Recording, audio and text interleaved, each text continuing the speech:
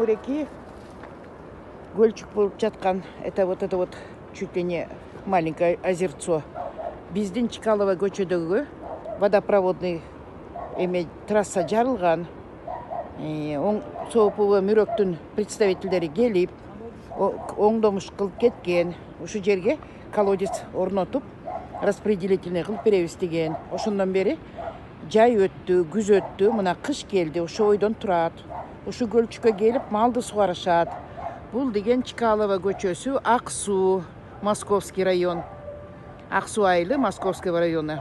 Улица Чкалова. Биякта Лев Толстой көчөсү, биякта Чернышевский көчөсү, андан ары Димитрова, Лагвиненко, Ватутина. 5 көчө ушу распределительныйдан суу ичишет.